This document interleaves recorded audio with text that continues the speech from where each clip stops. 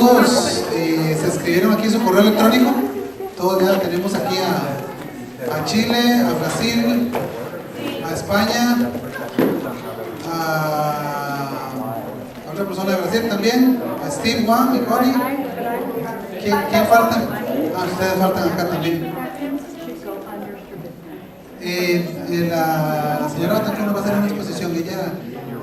La presentación que ellos hicieron en inglés, el papá la tradujo en español de ayer para hoy. Durante toda la noche estuvo traduciendo. Y nos lo va a presentar, nos lo va a hacer en español. Eso es para entender toda la parte de los genomas, del fenoma, de todo lo que tiene que ver con 22q13. Mueve el projector. ¿Quién es?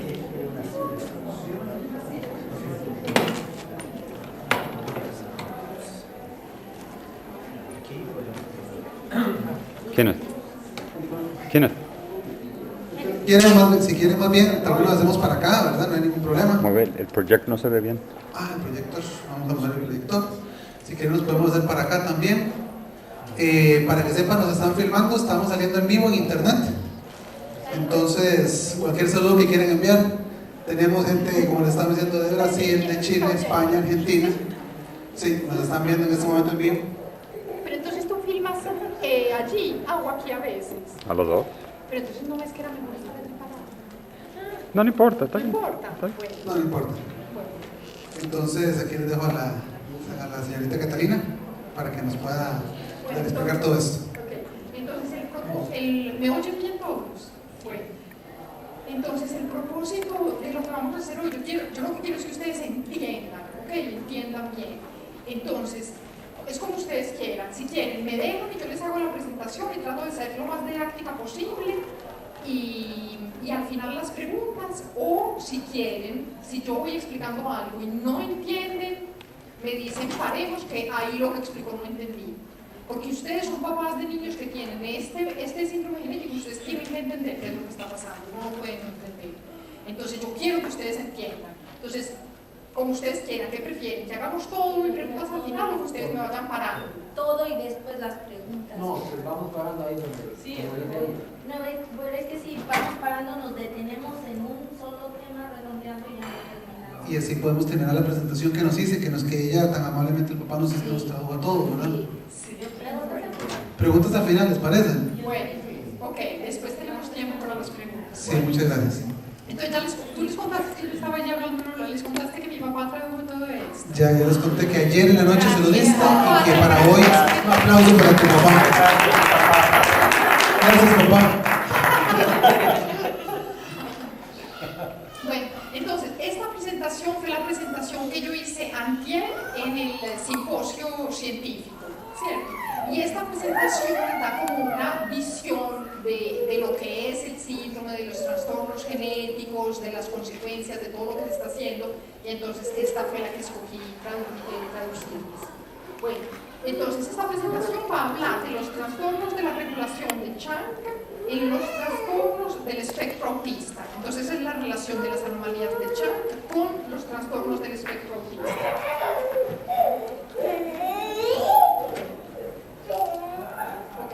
Entonces, primero les voy a hablar de los trastornos del espectro autista, darles una definición y hablarles de cuáles son las causas del autismo, porque el autismo tiene muchas causas distintas. Después les voy a hablar de qué es el síndrome de lesión 22q13, que en realidad, miren, les digo, yo digo siempre 22q13, pero así no se debe decir 22q13, ¿cierto? No se dice 13, pero como casi siempre uno dice 13 se le va quedando pegado, pero si uno quiere ser específico y correcto, tiene que decir 1-3. Bueno, les voy a hablar de las mutaciones de Chang3, de las duplicaciones de 22q13 que implican a Chang, o sea, no de lesiones, sino duplicaciones, y les voy a hablar también de otro gen que es de la familia de Chang3 que se llama Chang2, y después vamos a concluir. Entonces, primero la definición de los trastornos del espectro autista o TEA. Estos son un síndrome del desarrollo neural que son definidos comportamentalmente. esta definición comportamental quiere decir que no hay ningún examen que uno le pueda hacer a un niño para decir si es autista o no es autista, ningún, digamos, examen de sangre o ninguna radiografía o test que uno le pueda hacer para determinar si es autista, sino que es un diagnóstico que se hace observando el comportamiento del niño y está caracterizado por déficits de tipo social y de la comunicación y por comportamientos e intereses restringidos y repetitivos.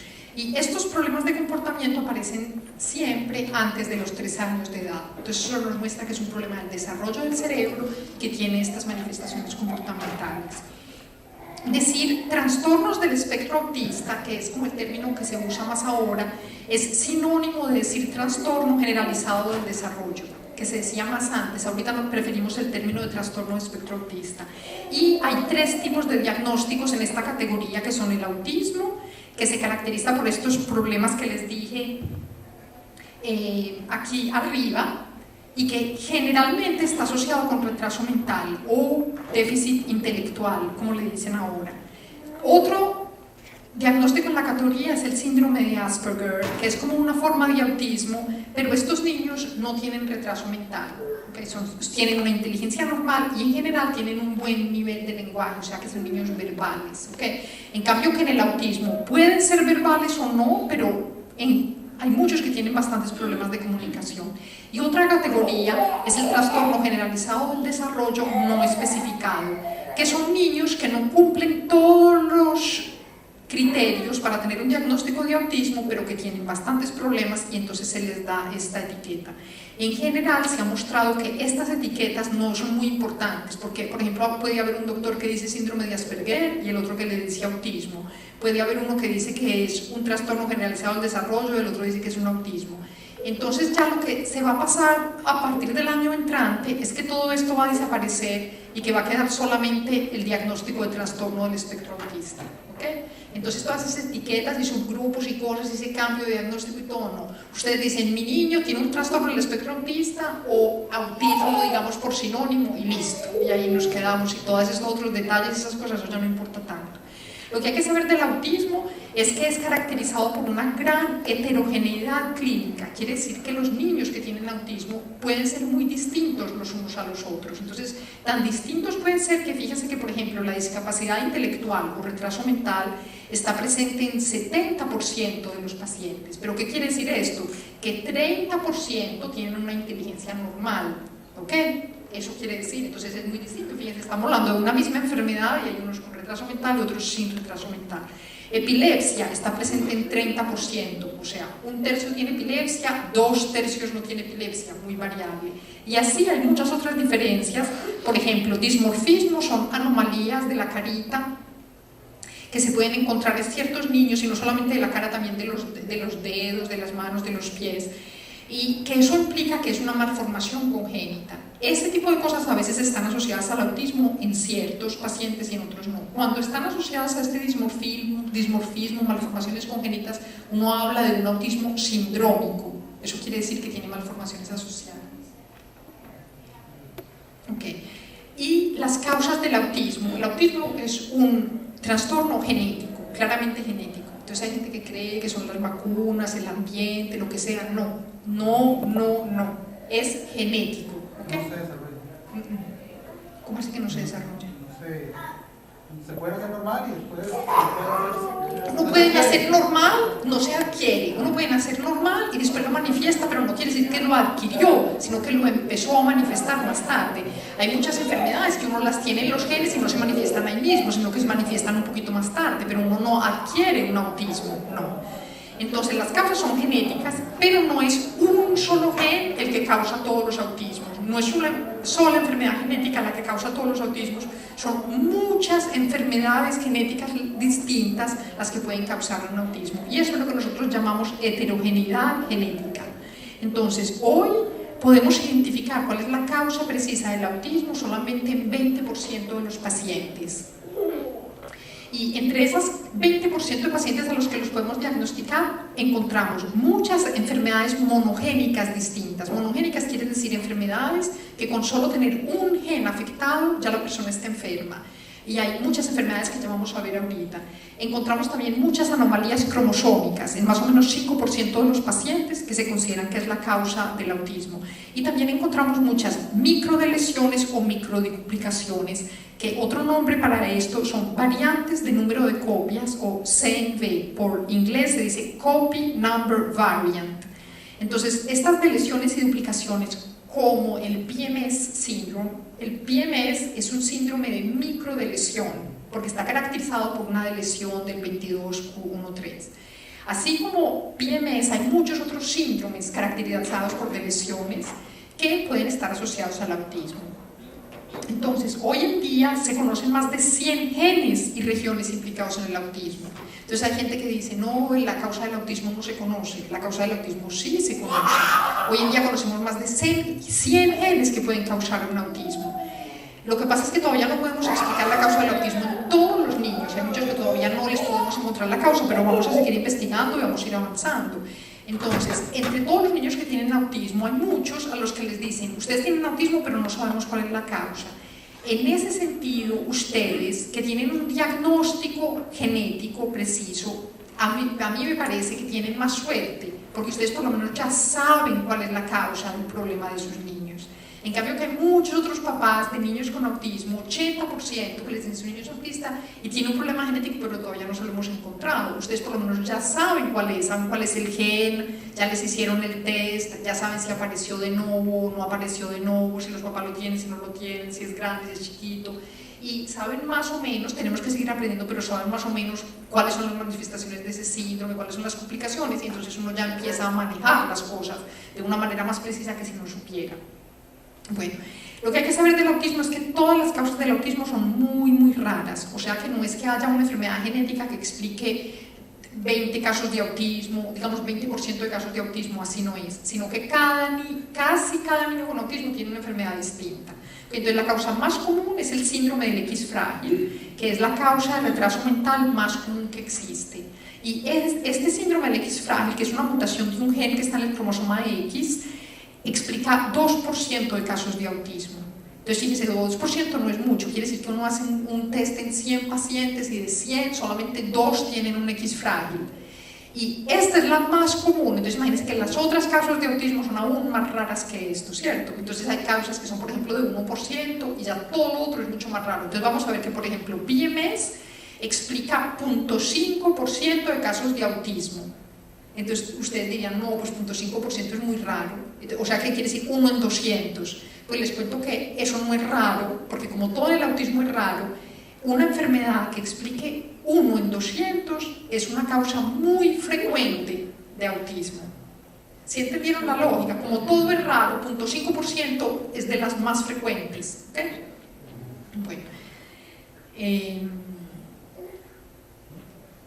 Bueno, entonces esto es una gráfica para mostrar que se han descubierto muchos genes implicados en el autismo. Hoy en día conocemos 120 genes que están implicados acá y fíjense cómo es una época muy buena para estar trabajando en genética del autismo, porque fíjense todos los progresos que se han hecho y cada año se descubren más y más genes que pueden causar un autismo. Y estos son algunos de los síndromes. Como les dije que hay más de 150 genes y síndromes que están implicados en el autismo, pero estos son solo algunos y es para mostrarles que hay unos que de pronto ustedes han oído mencionar, pero hay otros que son aún más raros y sin embargo todos pueden ser causa de autismo. Entonces encontramos, por ejemplo, el síndrome del X frágil, que les acabo de mencionar que es la causa más común. Hemos oído hablar varias veces durante este simposio, no sé si ustedes, del síndrome de Rett, que es cierto, algunos lo han oído hablar, que es una mutación del gen MECP2 en el cromosoma X, y hemos visto que a una niña que después le diagnosticaron PMS cuando tenía como 30 años, durante muchos años le decían que tenía un Rett atípico, le decían, y durante muchos años la mamá participó en la fundación de Rett, y cuando de pronto le diagnosticaron que tenía PMS ya se vino para acá. Por decirles que hay muchas enfermedades que se parecen y que no son típicas, entonces es difícil hacer el diagnóstico. Entonces la esclerosis tuberosa es otra de las causas de autismo, las mutaciones de PTEN, y por ejemplo el síndrome de duplicación del cromosoma 15 es una de las causas más comunes de autismo, que se encuentra por ahí en 1% de los niños. El síndrome de Angelman, que de pronto han oído hablar, es también el 50% de los niños que tienen el síndrome de Angelman tienen también autismo. Y aquí encontramos como una de las causas posibles el síndrome de Phelan-McDermid. ¿Okay? Pero como ustedes ven, hay muchos otros síndromes que también son causa de autismo. Y ¿qué pasa? Que todos estos trastornos genéticos son, además de causas de autismo, son también causas de discapacidad intelectual. ¿Esto qué quiere decir? Si todos estos síntomas son causas conocidas de retraso mental, y yo les estoy diciendo que además son causas de autismo, ¿qué quiere decir? Que las bases genéticas del autismo y del retraso mental son las mismas. Entonces la gente piensa como de pronto el autismo es una cosa aparte, eso no es muy, aparte sí en las manifestaciones comportamentales, pero cuando uno mira a nivel genético y ve que la misma enfermedad genética puede causar o retraso mental solo, o retraso mental con autismo, o autismo solo, uno se da cuenta que el retraso mental y el autismo son manifestaciones distintas de las mismas enfermedades genéticas. ¿Sí ven? Eso es un concepto revolucionario, porque hasta hace muy poquito la gente no se daba cuenta de eso, y la gente buscaba los genes del autismo y creían que los genes del autismo eran otra cosa distinta, y que nos estamos dando cuenta que los genes del autismo, por lo menos los que hemos encontrado hasta ahora, son todos genes que también causan retraso mental. Esto no quiere decir que siempre causen retraso mental, eso es importante entender. Por ejemplo, vean, aquí en la lista de causas de autismo y de retraso mental está, por ejemplo, esperen les digo qué ejemplo. Bueno, por ejemplo, esclerosis tuberosa. Esclerosis tuberosa es una causa reconocida de retraso mental, pero hay muchos pacientes con esclerosis tuberosa que no tienen retraso mental. Muchos, ya no me acuerdo el porcentaje, pero digamos, por ejemplo, 50%.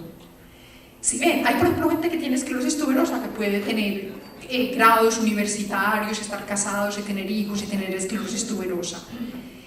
Pero de pronto tienen un niño y el niño tiene retraso mental y le buscan y tiene la esclerosis tuberosa que heredó del papá y dicen, usted papá no tiene retraso mental, no sabemos por qué, y su niño que sí tiene retraso mental y autismo es porque tiene esta enfermedad genética. Pero ustedes dicen, pero ¿por qué el papá es normal y el niño? No sabemos, pero así es. Quiero decirle que hay esta variabilidad en la expresión de estas enfermedades. Hay muchas que varían en la expresión. Entonces, el hecho de que se manifiesten como retraso mental solo, o como autismo solo, o como retraso mental con autismo es una parte de esta expresión distinta. Y esta variabilidad en la expresión la ven ustedes también aquí en los niños con pymes, ¿cierto? Y que vienen todos los papás y me dicen, pero ¿por qué ella habla y el mío no habla? ¿Por qué el otro camina y el mío no camina? Yo no les puedo contestar por qué, pero ese tipo de variabilidad es una cosa que encontramos en casi todos los síndromes genéticos. Entonces ustedes pueden decir, aquí tenemos la talla de las deleciones, el tamaño de las deleciones. Entonces muchos papás creen que de lesión grande, problemas graves, de lesión chiquita, problemas menos graves. Eso no es así. Y tan no es así que en muchas de estas enfermedades que no son debidas a lesiones, sino que pueden ser también debidas a mutaciones de un solo gen. O sea, no les estoy hablando de que se hayan perdido muchos genes, sino imagínense ustedes un gen y un cambiecito en la letra y cambian. Y aún en esas enfermedades, por ejemplo, esta, síndrome del X frágil, esto no es de lesión, esto es de otro mecanismo que no es de lesión. O por ejemplo, MECP2, que es debido a mutaciones. Y aún así se encuentra una variabilidad increíble en las manifestaciones clínicas de estos síndromes. ¿Okay? Y eso no se entiende por qué, pero el caso es que así eso pasa. Bueno, entonces, ¿qué quiere decir que tantas enfermedades genéticas causen autismo? Quiere decir que el comportamiento autista es una vía final común de disfunción cerebral. Quiere decir que hay miles de genes que están implicados en el desarrollo del cerebro y que cuando alguno de estos genes está alterado, las cosas no funcionan bien y se van a manifestar, como se puede manifestar un problema precoz en el desarrollo del cerebro. ¿Cómo se manifiesta? No hay mil formas de manifestarse. Se manifiesta con retraso mental, se manifiesta con autismo, se manifiesta con problemas del lenguaje, se manifiesta con problemas del desarrollo psicomotor, ¿cierto? No puede haber mil maneras de manifestarse, se manifiesta como se puede manifestar. ¿Y eso qué quiere decir? Que hay algo anormal que pasó en el cerebro y esas son las manifestaciones, que son, digamos, no específicas en el sentido que tantos síndromes las pueden causar. Bueno, entonces esto es para mostrar que muchos de estos síndromes que ya les mostré, tienen una asociación muy fuerte con el autismo. Entonces, por ejemplo, el síndrome del X frágil, 60% de los niños y 20% de las mujeres tienen un trastorno del espectro autista. El síndrome de Rett también la mayoría tienen estos trastornos. En la esclerosis tuberosa 50%, por ejemplo en este síndrome de duplicación más del 90% tienen trastornos autistas, y venimos aquí al síndrome de lesión 22q13, donde más del 90% de los niños tienen o un diagnóstico de trastorno del espectro autista o rasgos autistas, ¿cierto? Entonces es una asociación muy, muy común, y eso hay que tenerlo en cuenta, porque si uno sabe que este síndrome está asociado tan frecuentemente al autismo, quiere decir que los niños que tengan este síndrome, ya sea una mutación, ya sea una lesión chiquita, ya sea una lesión grande, necesitan tener una evaluación rápida, precoz, para saber si sí tienen autismo o no tienen autismo, y si sí tienen autismo, rápidamente hay que ponerlos en programas especiales de educación para ayudarles a compensar esos problemas que tienen relacionados con el autismo. Hay muchas cosas que uno no puede tratar, pero una cosa que está demostrada científicamente es que el autismo responde de una manera muy, muy buena a unos programas de educación especiales muy intensos que les ayudan a esos niños a manejar esos déficits. Esos programas hay que empezarlos lo más precozmente posible, tienen que ser hechos por especialistas, por profesionales que los sepan hacer, tienen que ser intensos y precoces, lo más rápidamente posible, para tratar de ayudar a esos niños. Lo que los otros niños aprenden solitos, normalmente los niños normales, a estos niños hay que ayudarles a aprenderlos, y si uno no les ayuda, pues se quedan sin aprender, ¿cierto? Entonces es muy, muy importante esto. Los niños tienen que tener una evaluación y que les digan si sí tiene autismo o no tiene autismo.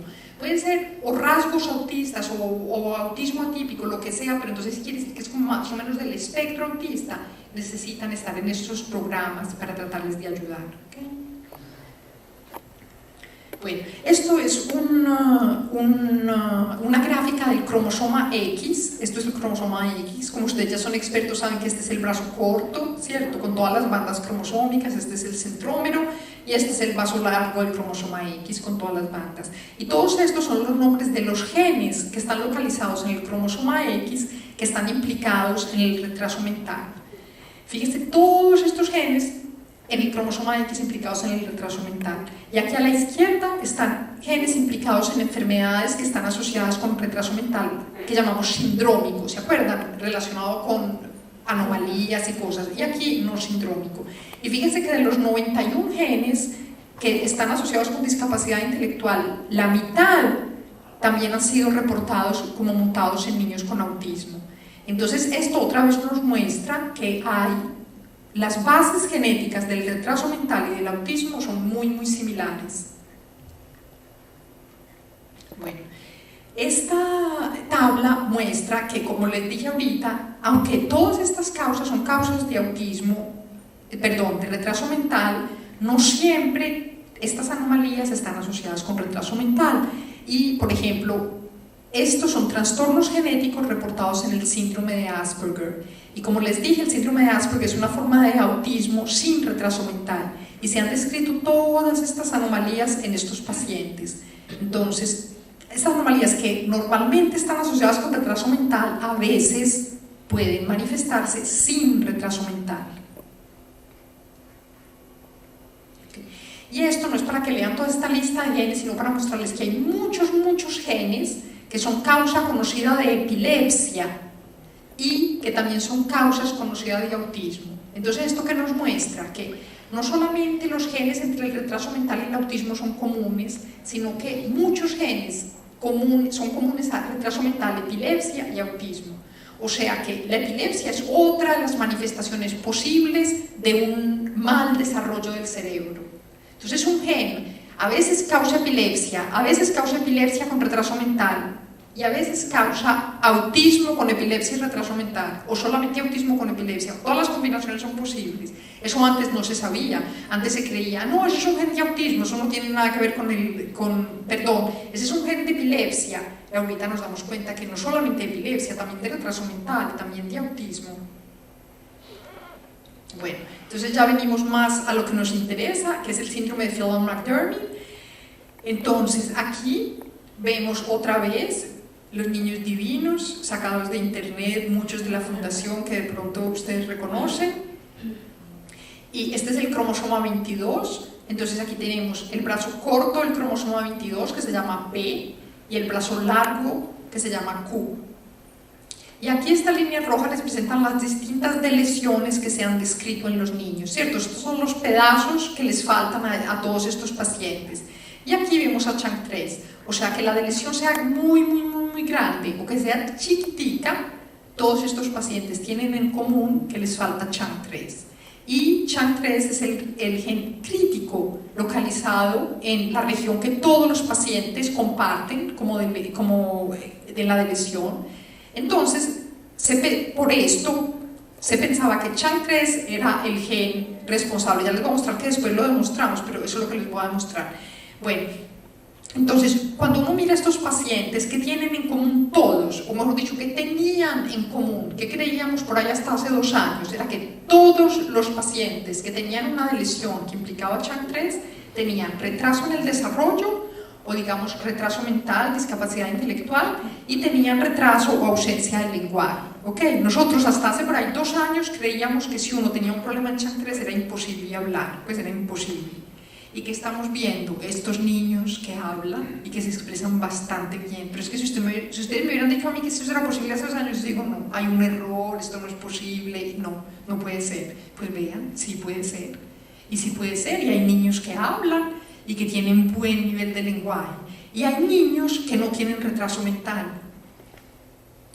Niños que no tienen retraso mental, y como les digo, hace 2 años se me hubieran dicho, no, es que hay niños con problemas de Chang3 que no tienen retraso mental. Y digo, no, eso no puede ser, un error, hay un malentendido aquí, no puede ser. Pues sí puede ser, y que estamos aprendiendo. Como ha pasado en muchos desórdenes, es que al principio uno empieza a ver los pacientes más graves, ¿cierto?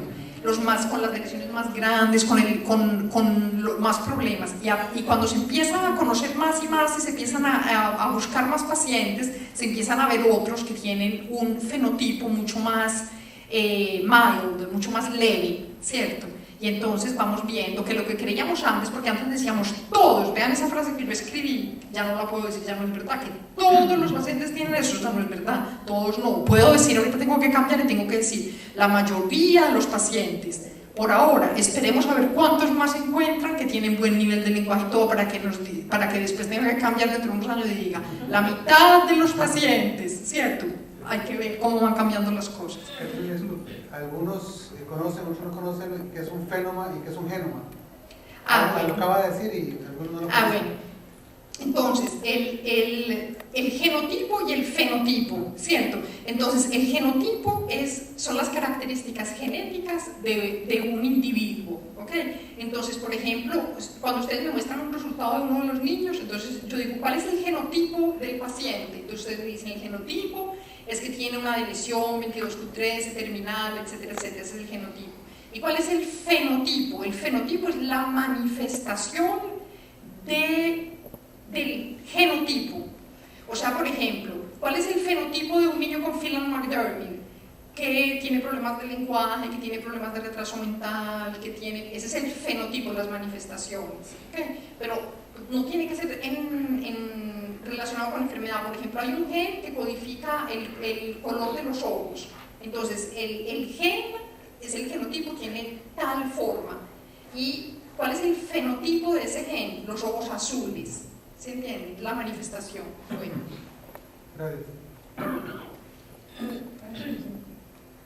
Bueno, entonces, como les dije, como muchos de estos niños, la mayoría, tenían retrasos del lenguaje, retraso mental, y como muchos eran autistas, y nosotros teníamos una cohorte de pacientes autistas a los cuales no se les conocía la causa, y dijimos, pues los pacientes de nosotros son autistas todos, muchos tienen retraso mental, y muchos tienen problemas de lenguaje severos, eso se parece mucho a Chang3, a Phelan-McDermid. Entonces lo que vamos a hacer es que les vamos a buscar mutaciones en ese gen. Mutación quiere decir que estudiamos toda la secuencia del gen, no buscar de lesiones, sino buscar letra por letra, a ver si hay una mutación. ¿Okay? Entonces, esto les muestra, ¿se acuerdan que había una lesión chiquitica? Y la región mínima era esta, vean esta puntita aquí con la lesión y solamente había estos 3 genes. Entonces, entre los 3 genes que estaban, este es el mejor candidato, Chang3, porque está implicado en la formación y la función de las sinapsis. Entonces, las sinapsis son las comunicaciones de las células nerviosas del cerebro, de las neuronas, Y Chang3 está localizado ahí y ayuda a la comunicación entre las células, entonces es una función primordial para la función del cerebro. Entonces, porque se sabía que Chang3 tenía esa función tan importante, nosotros nos imaginamos que Chang3 era el gen que era el responsable de las manifestaciones de Phelan-McDermid. Entonces, en un artículo que publicamos en el 2000, esto está bien para mostrarles que antes se describían solamente las de lesiones muy grandes, pero recientemente, y este es un artículo publicado en el 2011, se describieron de lesiones más pequeñas que afectan solamente a Chang3. Entonces ustedes ven, aquí están varios genes, todos estos son genes distintos, ustedes ven aquí a Chang3 en rojo, ¿cierto? Y fíjense, cada línea negra es una lesioncita chiquitica en un paciente distinto. Fíjense que en vez de ser cosas inmensas, grandes por acá, estas son chiquiticas y afectan solamente a Chang3. Entonces esto se llama una lesión intersticial, cuando no va hasta la punta del cromosoma, sino que es solamente una partecita aquí como en la mitadcita del cromosoma, se llama lesión intersticial, que afecta a Chang3. Entonces estos niños tienen un síndrome de Phelan-McDermid, pero a diferencia de la mayoría, las lesiones son mucho más pequeñas, afectan solamente a Chang3 y no se van hasta el final. ¿Okay? Entonces esto es otra prueba de que Chang3 es la causa de este síndrome. Pero entonces volviendo a... Esta es una diapositiva para mostrar que estas son las lesiones en los niños con síndrome de Phelan-McDermid, ¿cierto? Estas están las más grandes, aquí está la chiquitica, y todos estos tienen la lesión de Chang3. Pero aquí arriba están representados los otros genes de la región, vean que hay muchos genes.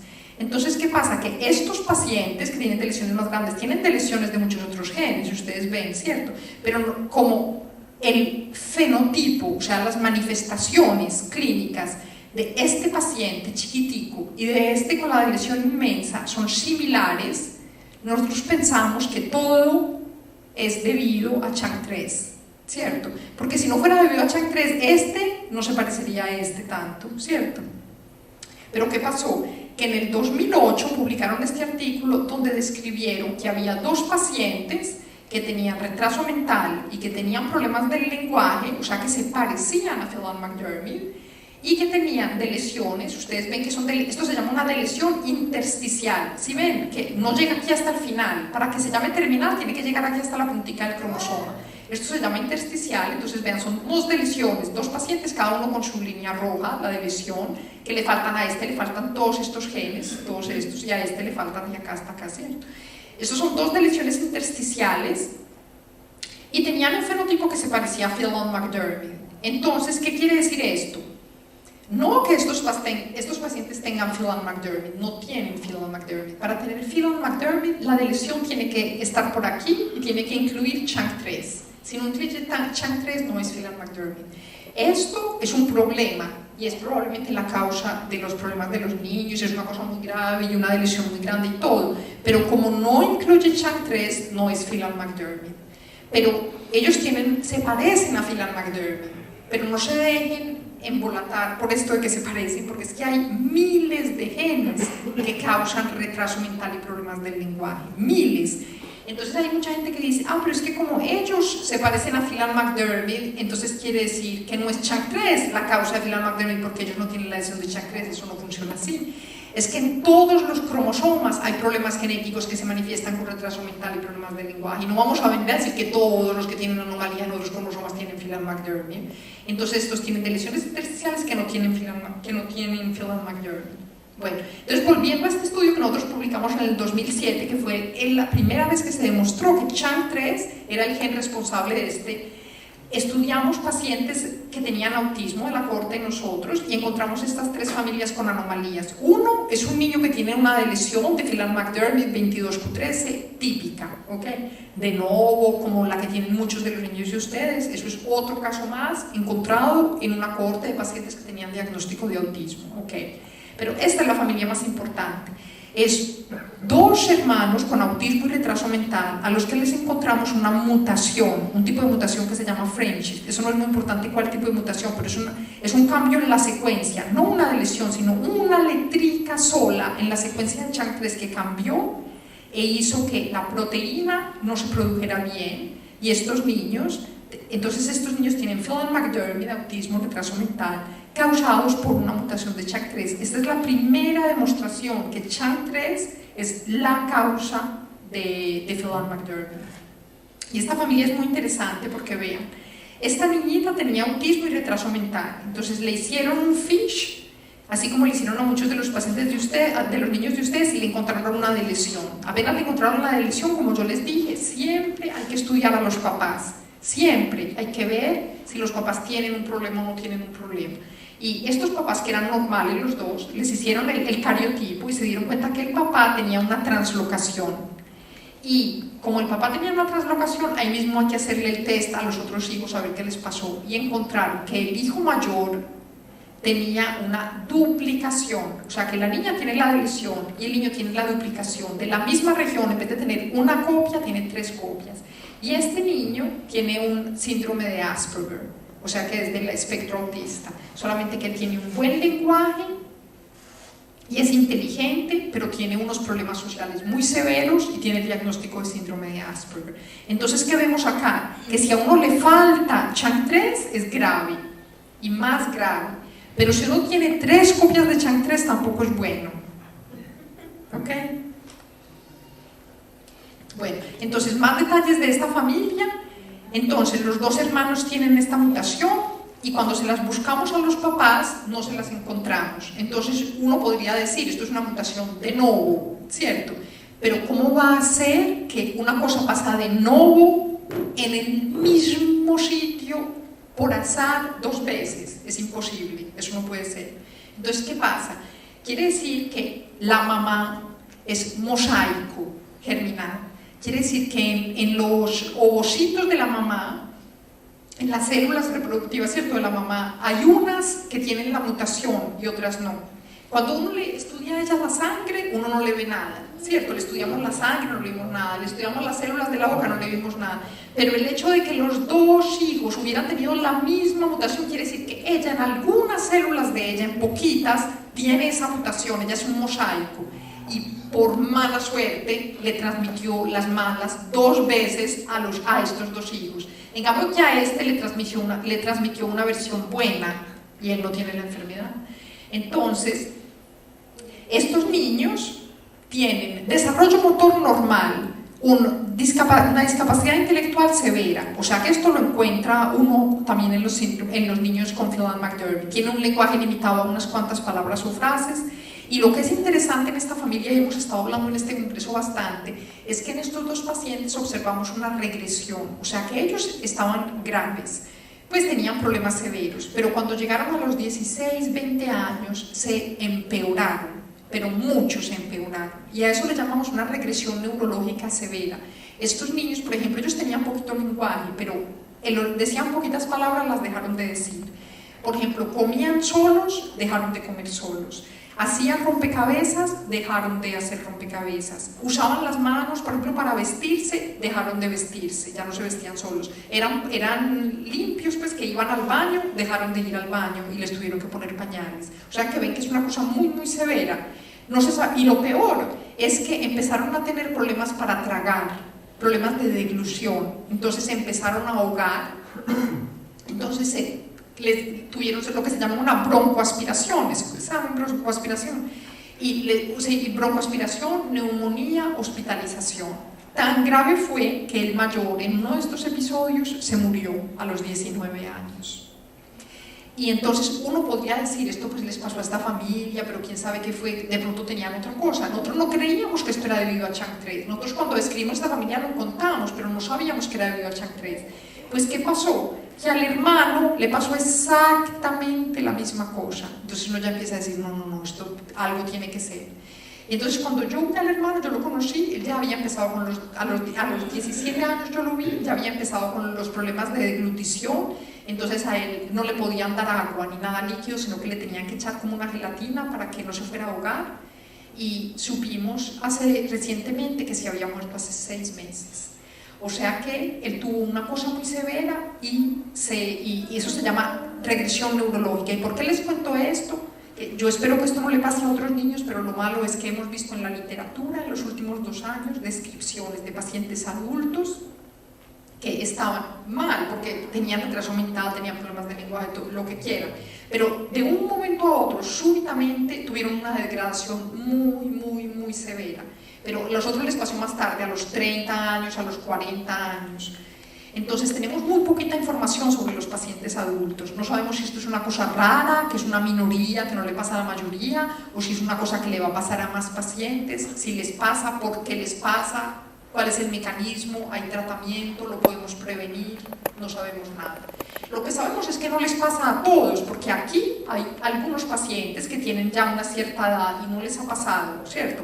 No sabemos si les va a pasar más tarde o de pronto no les va a pasar. Ojalá que no les vaya a pasar y que esto no sea una cosa que les pasa a todo el mundo, pero es una cosa que nos alertó, que es nueva, que no conocíamos antes y que ya sabemos que es una cosa relacionada con PMS, porque hemos visto ya, les digo, hay estos 2 pacientes y por ahí otros 5 casos.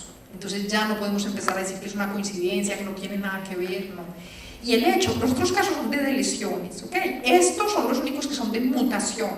Como exactamente la misma cosa que les describí yo en estos, fue lo que les pasó a los otros. Entonces sabemos que lo que le pasó a los otros es debido a Chang3, porque estos solamente tienen Chang3 anormal, ¿sí me entienden? ¿Cierto? Entonces es Chang3 el que está implicado en esta cosa de regresión neurológica. ¿Cómo funciona? No sabemos. ¿Por qué? No sabemos. ¿Quién iba a preguntar algo? ¿Tú? Ya se le olvidó. No, ya fue. No, lo que pasa era la pregunta si era porque tenía Chang3. Exacto. Entonces yo pienso que sí, porque esto es la única cosa, defecto genético que tienen estos niños que les encontramos. ¿Y la regresión se da a cualquier edad? Por el hecho ya de tener la falta de Chang3. Pero es que eso es lo que te digo, que nosotros no lo sabíamos y que es una cosa muy nueva. Entonces tenemos estos 2 pacientes que les sucedió, fíjate, a los 20 y a los 16 años. Y los otros pacientes que publicaron en la literatura, que son pacientes italianos, que los describió la doctora que vino acá, ella dio una conferencia el primer día, son pacientes, por ejemplo, de 35 años, de 40 años, de 50 años. ¿Pero por mutación? No, de lesión. Los de ella son de lesión.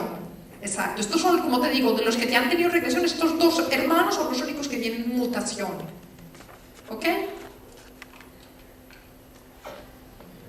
Bueno, entonces, ¿qué pasó? Entonces nosotros publicamos por la primera vez mutaciones de Chang3 como causa de autismo, una sola familia. ¿Cierto? Había también de lesiones, pero mutación solo una familia. Eso no sirve para probar nada, se necesitan otros casos. Siempre hay que replicar en otras cohortes. Y estos resultados los replicaron. Entonces, un estudio de Canadá hizo un screening de 400 personas con trastornos del espectro autista y encontraron una familia con una mutación de novo. O sea, esta niñita con autismo y retraso mental tiene una mutación de Chang3 de novo. Y encontraron 2 familias que tienen de lesiones tipo Phelan-McDermid, clásicas acá. Esta es de novo y esta, si bien el papá tiene la translocación y la niña tiene la de lesión. Y lo que es muy interesante es que fíjense que esta familia se parece a la que les acabo de describir. La niña con autismo tiene la de lesión. Le encontraron la translocación al papá. Le hicieron un test a la otra hermanita y le encontraron que ella tiene una duplicación de Chang3. ¿Y ella qué es lo que tiene? ADHD, hiperactividad y déficit de atención.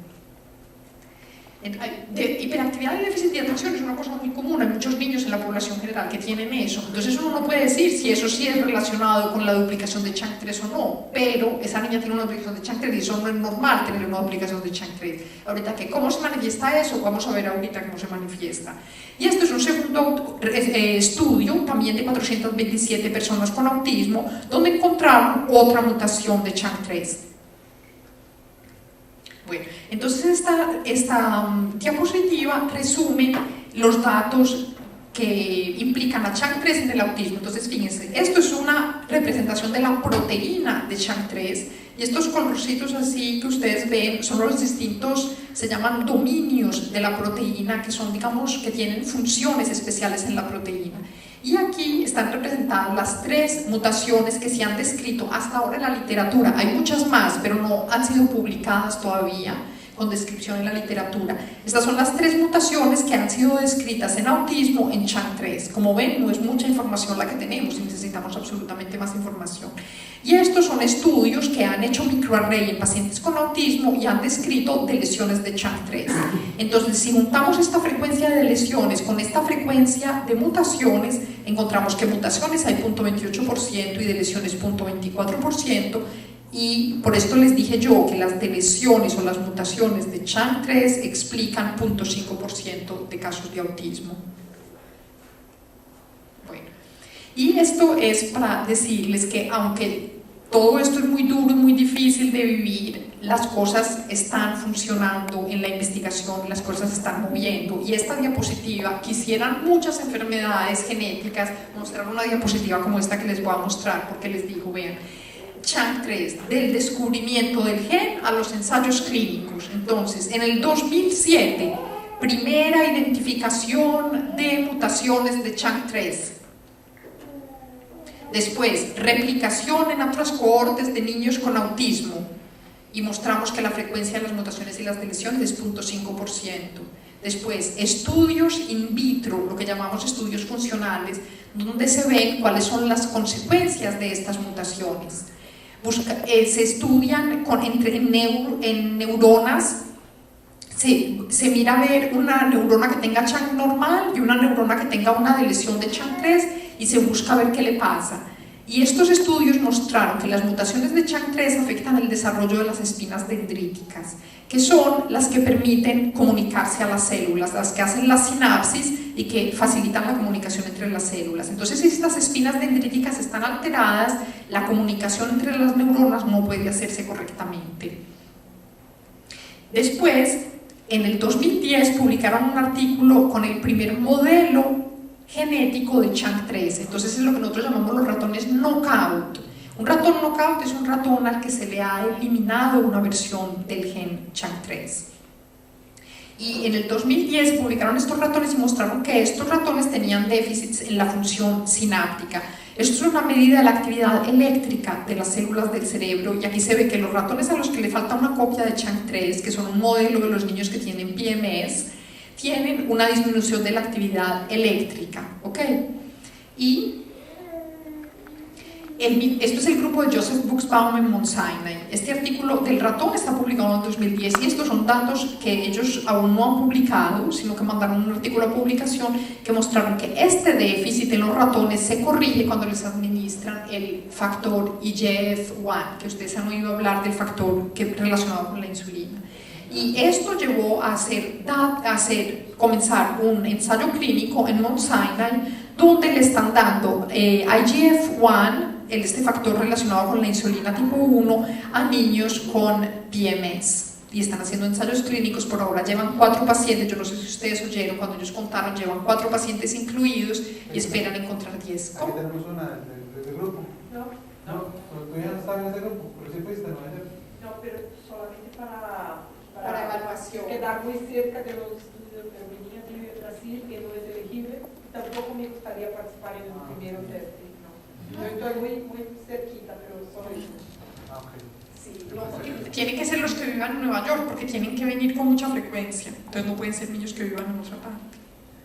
Bueno, el caso es que esto todavía es muy preliminar, pero esto abre una esperanza enorme, identificar un gen, una cosa que esté funcionando, ya un ensayo clínico, pero hay tantas enfermedades genéticas que todavía no se conoce un tratamiento, nunca se ha hecho un ensayo clínico ni están pensando en hacer ya un ensayo clínico. Entonces esto es una cosa increíble, es un avance increíble. Esperemos a ver qué da, pero si esto no sirve, pues de pronto otras cosas servirán y las cosas se están moviendo y están avanzando y hay mucha esperanza. Bueno, esto es para mostrar que hay mutaciones de CHAN3 que han sido encontradas en pacientes con esquizofrenia y otras en pacientes con retraso mental. Entonces, que hayan encontrado una mutación de CHAN3 en un paciente con esquizofrenia no es raro. Con retraso mental no es raro, porque ya habíamos visto que muchos niños de Phelan-McDermid tienen retraso mental, eso no nos extraña. Pero lo que nos extrañó muchísimo es que hubieran encontrado una mutación de CHAN3 en un paciente con esquizofrenia, porque yo no sé si ustedes saben qué consiste la esquizofrenia, pero es muy distinta a Phelan-McDermid. Y el hecho de que cogieron una cohorte de pacientes, vean, cogieron 185 pacientes con esquizofrenia y les estudiaron a todos CHAC3 y encontraron 2 que tenían una mutación de CHAC3, que son pacientes que, ok, tenían esquizofrenia, tenían retraso mental pero ligero y tenían problemas de lenguaje, pero había unos que hablaban. Es rarísimo, para nosotros fue un shock. Ahí también, como les digo, otros que ahorita saber que hay unos que hablan y saber que un paciente con esquizofrenia puede tener una mutación de CHAC3 es increíble. Entonces vuelvo y les digo, las manifestaciones de una mutación de CHAC3 son muy variadas, mucho más variadas que lo que nos imaginábamos al principio. Bueno, y entonces aquí pasamos al tema de las duplicaciones de CHAC3. Entonces hemos hablado de lesiones y de mutaciones, pues ahorita son las duplicaciones, o sea que uno en vez de tener las 2 copias normales, tiene 3 copias, eso es la mutación, eso es la duplicación. Entonces las duplicaciones puras, o sea una duplicación que no esté asociada a una anomalía en otra parte, son muy raras, mucho más raras que las de lesiones, y hasta ahora solamente ha habido 9 casos descritos en la literatura. Entonces la primera familia fue la que ya les conté. ¿Se acuerdan que yo les hablé de esta niña que nosotros habíamos encontrado con la de lesión y que el hermano grande con Asperger tenía la duplicación, ¿cierto? La segunda familia fue la que les comenté de Canadá, que la niña mayor tenía la de lesión y que la segunda tenía la duplicación y tenía trastorno de hiperactividad y déficit de atención. Otro caso es esta niña que tiene también una duplicación del 22q13 que implica CHAC3 y tiene esquizofrenia con un funcionamiento intelectual al límite. Entonces aquí también podemos decir que la duplicación es la causa de esquizofrenia, pues con un solo paciente es un poquito difícil, pero yo diría que de pronto sí, porque como ya tenemos los otros 2 casos de mutación de CHAC3 que tuvieron esquizofrenia, esto de pronto sí está relacionado. Y los otros casos son estos, vean, son estos 4 niños, que 1, 2, 3, 4, 5 niños, y en todos los casos o es de novo o familiar, pero entonces acuérdense, como yo les dije ahorita a los que estaban aquí que vinieron, ella tiene la duplicación, y entonces uno dice que es debido a una translocación y que la translocación es familiar, pero acuérdense que la translocación, si los papás la tienen, es sin de lesión y duplicación, o sea, acuérdense que se llama balanced translocation en los papás, y cuando se la transmiten al niño es ahí donde apareció la de lesión en la duplicación.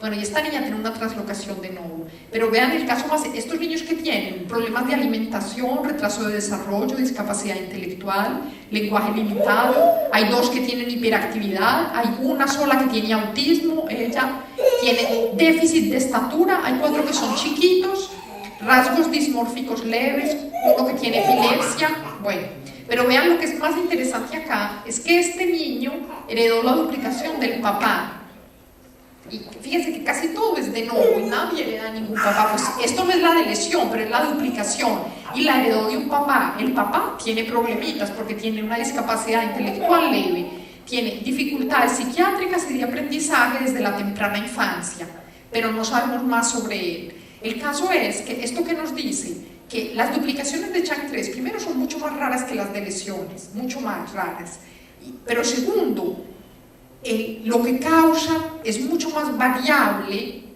que lo de CHAC3, porque por ejemplo entre ustedes, ¿qué papá hay que tenga una lesión de CHAC3 que se le haya pasado al hijo? Ninguno. ¿Ah? ¿Sí o no? No hay ningún papá que le haya transmitido al hijo una lesión de CHAC3, porque es que si uno tiene una lesión de CHAC3, pues eso es lo que creíamos antes, ahorita resulta que sí hay papás que transmiten, pero hasta antes decían, no, es imposible que un papá transmita, porque si uno tiene CHAC3 está tan enfermo que no puede tener hijos. No es que no pueda tener, los podría tener, pero no tiene relaciones sociales, ¿sí me entienden? Entonces uno pensaría, no hay ningún papá que transmita. Pues, ¿cómo les parece que hace unos meses publicaron un caso en Bélgica, hace unos mesecitos, de una niña con de lesión 22q13, de lesión 22q13, heredada de la mamá? Dice, pero ¿cómo así heredada de la mamá? Entonces ahí uno dice, ¿pero qué tiene esa mamá? Pues fueron a ver, la mamá tiene un retraso mental y tiene problemas de lenguaje, pero habla. Entonces la mamá no se puede ocupar de la niña porque no es capaz, entonces los abuelos se encargan de ello. O sea que la mamá sí tiene un déficit severo, pero no tan severo que salió a la calle, tuvo relaciones sociales, sexuales, o sea, no tan afectada como otros niños. Y eso nos parecía increíble. Hasta hace unos meses yo decía, no, una de lesión de CHAC3 heredada no puede ser. Pues sí puede ser. Aquí es una duplicación, pero entonces nos muestra que la duplicación tiene manifestaciones que se parecen a Chang3, pero pueden ser, digamos, más variables. Bueno. Entonces esto es, ya no nos falta mucho, ya deben estar cansados. Esto es para mostrar. No. Bueno, a mí me va a pasar, pienso que se aburren. ¿Qué? No. Bueno. ¿Tiene un vasito para agua? Bueno, listo. Entonces, pues siquiera que me dijeron que están contentos porque a uno se les vio la emoción en la cara, porque yo me empiezo a preocupar porque pienso que les estoy aburriendo. Bueno, entonces esto es para contarles que después de haber implicado a Chang3 claramente en enfermedades, gracias.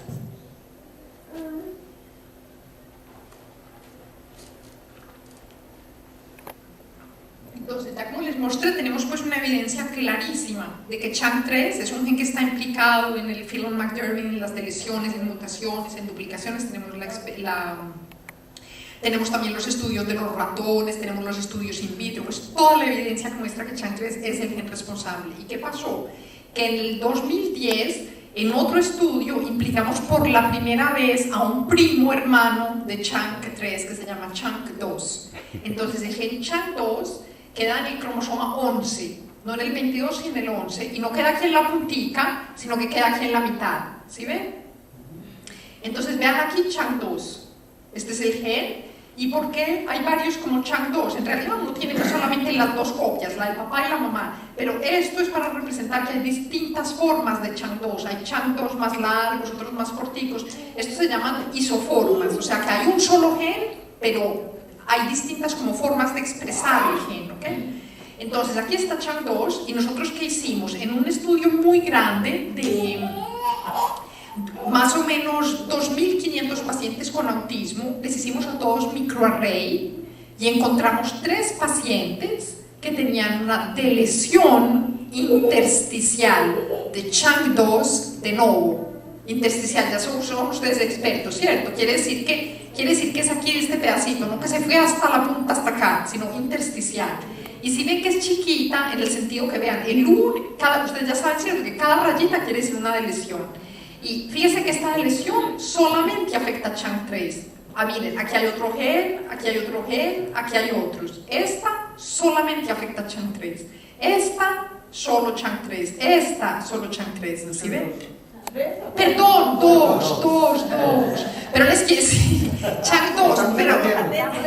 Eso era para ver si estaban pendientes. Es Chang2, pero si ven que es el único gen, entonces el hecho de que sea el único gen y que todas son de novo, o sea que los papás no tenían nada, y que entonces ustedes dicen, no, pero no podemos concluir que esto es patogénico porque tenemos solamente estos 3 casos. Si hubiera sido solo con estos 3 casos, uno puede saltar a la conclusión que esto está implicado en la enfermedad. Pero como Chang2 es primo hermano de Chang3, y Chang3 tenemos toda la evidencia que es súper importante para la formación de las sinapsis, que cuando uno no lo tiene muchos problemas en el cerebro, tiene muchas manifestaciones. Y como sabemos que la función de Chang2 y Chang3 es muy similar, entonces podemos concluir con mucha seguridad que esto es causal del autismo y del retraso mental, ¿ok? Por analogía a la evidencia que teníamos con Chang3. ¿Ok? Entonces ya no solamente Chang3, sino que también Chang2 es una causa de autismo y de retraso mental. Entonces, ¿qué tenían estos 3 niños? Entonces, 2 son del grupo de nosotros de París y uno es de Canadá. Entonces, ¿qué tenían? O diagnóstico de autismo o de trastorno generalizado del desarrollo no especificado. Esto es lo que les digo que es el sinónimo de como de autismo atípico, ¿cierto? Pero pues en general ya les dije que esto no nos importa, tienen un trastorno del espectro autista, los 2 diagnosticados, bien diagnosticados, ¿cierto? No son rasgos autistas, ellos estaban diagnosticados, les habían hecho todas las evaluaciones y cumplían los requisitos para estos diagnósticos. Los 3 tienen discapacidad intelectual leve o moderada. Acuérdense que en los niños con Chang3, en la mayoría de los que conocemos ahora, pero esto va a cambiar cuando tengamos más información, muchos tienen discapacidad intelectual, sobre todo severa, ¿cierto? Pero estamos viendo que hay otros que no. Puede ser que hay unos que ni tienen retraso mental, ¿ok? O si lo tienen es mucho más severo de lo que nos imaginábamos antes. Bueno, el caso es que estos 3 niños todos tuvieron retraso del lenguaje, pero todos aprendieron a hablar y los 3 tienen un lenguaje funcional. El lenguaje funcional es un lenguaje que puede que no sea perfecto, pero es un lenguaje que permite conversar con las personas. Uno les puede hacer preguntas, ellos pueden contestar, uno les entiende, hacen frases largas, completas, eso se llama un lenguaje funcional. Estos 3 niños tienen un lenguaje funcional. Ninguno tenía rasgos dismórficos y ninguno tenía epilepsia. Entonces, ¿qué pasa? Que el fenotipo de las lesiones de Chang2, basado obviamente en 3 casos, que es muy poquito, pero eso es lo único que teníamos allí, parece ser menos severo que el causado por las lesiones de Chang3, sobre todo por esto, porque los 3 niños tienen un lenguaje funcional y tenían una discapacidad intelectual o leve o moderada, no severa. Entonces, después de este primer estudio, publicaron otro estudio también sobre Chang2, y este estudio hizo un screening o hizo un estudio no solamente de personas con autismo, de casi 400 personas con autismo, sino que también estudiaron casi 200 personas con discapacidad intelectual.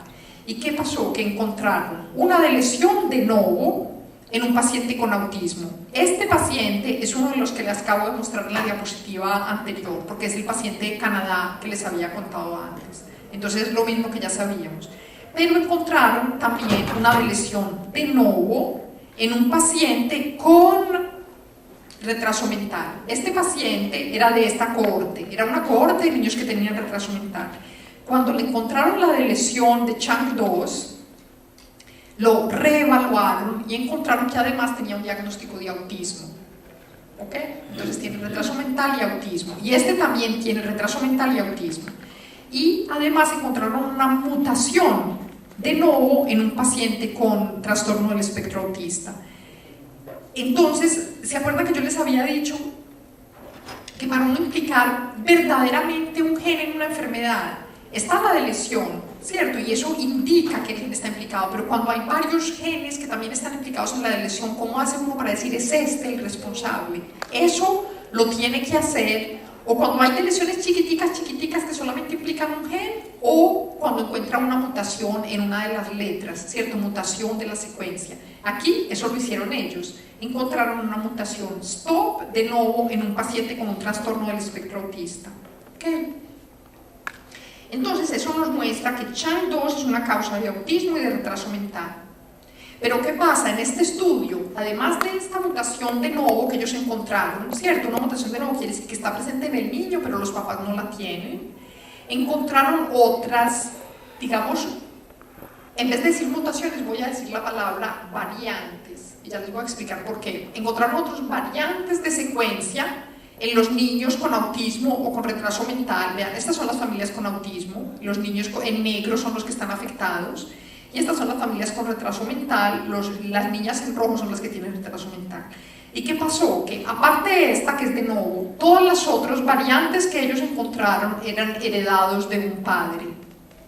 Entonces uno ya empieza a decir, ¿esto qué quiere decir? ¿Cómo así heredados de un padre? Entonces ellos reportan que entre los padres portadores de esas variantes de secuencia hay algunos que tienen depresión, ansiedad, dificultades sociales, epilepsia, dificultad de aprendizaje.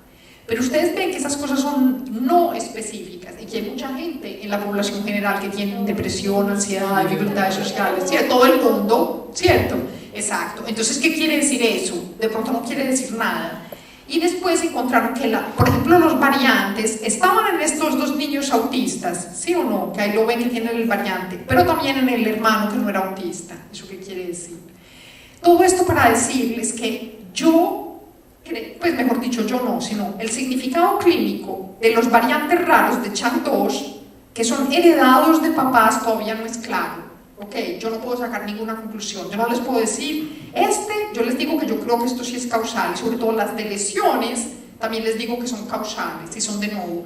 Pero cuando a mí me dicen que hay un variante en Chang2 que es heredado de un papá sano, yo les digo, yo no sé cómo interpretar eso, pero no solamente yo, sino que un genetista que, digamos, que haga genética humana dice, yo no sé eso qué quiere decir, y mientras uno no sepa, le dice, esto es un variante, no le digo usar la palabra mutación, ¿sí? Cuando uso la palabra mutación es porque uno ya sabe que causa un problema, entonces yo no quiero usar la palabra mutación, sino que digo que esto es un variante de significación clínica desconocida, así se dice, y uno tiene que tener precaución, ¿ok? Para no saltar a consecuencias, porque aquí hemos oído varias veces gente que ha venido a presentar datos de mutaciones de CHAN3 heredadas de papás, pero hay uno que nos presentó una lista así de decenas y decenas de mutaciones, entre comillas. No, yo le pongo las comillas, él no me las puso, de comillas, de mutaciones heredadas de papás sanos. No. Eso no se llama una mutación, eso se llama un variante de significación clínica desconocida. Y uno no le puede decir a una familia que le encuentre eso, que le encontró una mutación de CHAN3. No se puede. Y esto también, esto es un estudio de investigación, esto no es un estudio clínico, ¿ok? A estos pacientes, yo no sé qué les dijeron. Entonces, supongamos que uno les dice algo, uno les puede contar lo que encontró y les dice, encontramos un variante, no usa la palabra mutación, en CHAN2, que es raro, es muy raro, y no sabemos qué quiere decir. Y ahí nos quedamos, esperando a acumular más información, más casos, a entender mejor cómo funcionan las cosas y después les podemos decir, esto no es nada, esto también está presente en la población general, o les podemos decir, eso sí juega un rol, ¿cierto? Pero hay nosotros no sabemos todo, y cuando uno no sabe todo tiene que decir que no sabemos, y cuando no sabemos decimos, no sabemos qué quiere decir eso, pero uno puede ponerse a saltar a conclusiones y decirle a decenas de familias, como le están diciendo ciertos, que les están diciendo que les encontraron una mutación de CHAN3 y todas heredadas de papás sanos. Eso no se puede hacer, pero no lo digo yo no estoy hablando de mis cosas personales, así es como funciona la genética humana. Si ellos mostraran eso a otros genetistas humanos, les dirían absolutamente no, así no se trabaja, esas no son las conclusiones que hay que sacar. Bueno, entonces pasemos esto, ya conclusiones. 1. Entonces el autismo, como la discapacidad intelectual o la epilepsia, no es un trastorno único, sino una manifestación comportamental de centenares o probablemente miles de efectos genéticos. Entonces, como yo les dije, hasta ahora hemos encontrado más o menos 150 genes, yo creo que vamos a encontrar miles de genes que pueden causar un autismo, ¿okay? Entre esos genes está CHAN3. Los genes implicados afectan un amplio rango de procesos celulares, o sea que hemos hablado aquí de sinapsis y de comunicación de neuronas. Pero los genes que pueden causar autismo y retraso mental, no todos están en la sinapsis. Hay muchos que hacen muchas cosas distintas. Ayudan al crecimiento de las neuronas, ayudan a formar las conexiones, pero no solamente la sinapsis, sino también el crecimiento de los axones, que son las conexiones así largas entre las neuronas. Y hay muchos que, por ejemplo, no solamente están expresados en el cerebro, sino que están expresados en todo el cuerpo. Y entonces uno dice, pero ¿por qué un gen que está expresado en todo el cuerpo y uno solamente ve los problemas en el cerebro? No se sabe por qué. Entonces, por ejemplo, hay muchas enfermedades metabólicas que causan autismo, y las enfermedades metabólicas por definición es una cosa que afecta a todo el cuerpo. Y esas enzimas están en todas partes, hacen cosas en todas partes, y uno solamente ve el déficit del cerebro. De pronto es porque el cerebro es el órgano más complejo que tenemos, y como es el más complejo, es el que menos tolera un problemita. Si da un problema grande, el hígado, pues el hígado de cualquier manera ahí se defiende, ¿cierto? Pero el cerebro es mucho más complejo y tiene que hacer una cosa mucho más complicada. Y dice, no, con ese problema yo ya no puedo funcionar bien, y ahí se le ve el déficit. Puede ser eso. Bueno, hay un número significativo de condiciones genéticas diagnosticables en el autismo. Entonces, eso es lo que les dije, hay centenares de síndromes genéticos que pueden ser causa de autismo. Entonces, cuando a un niño se le hace un diagnóstico de autismo, absolutamente hay que hacer un test genético para tratar de encontrar la causa. O sea que el autismo no es un diagnóstico en sí, un autismo es una descripción de un problema, una característica, muy bien. Es una característica comportamental del niño, pero cuando uno dice autismo uno no ha hecho nada, no es que mi niño es autista, es que el tuyo ¿qué es? Phelan McDermott, y el mío ¿qué es? Autismo. Absolutamente no, autismo no es un diagnóstico. Es un diagnóstico, digamos, de un problema comportamental, pero cuando uno dice autismo, dice, pero ¿cuál es la causa del autismo? Eso es lo que queremos saber, ¿cierto?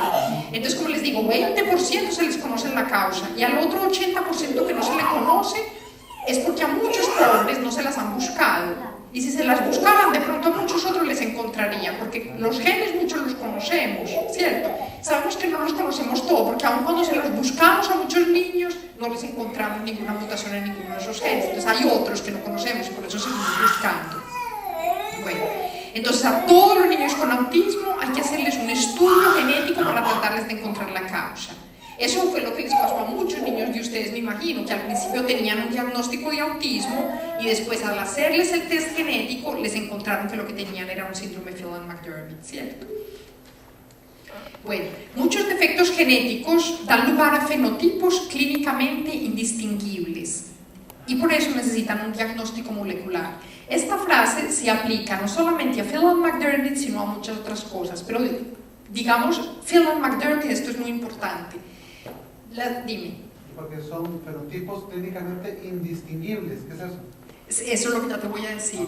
Que, por ejemplo, ¿cuáles son las manifestaciones clínicas de Phelan-McDermid?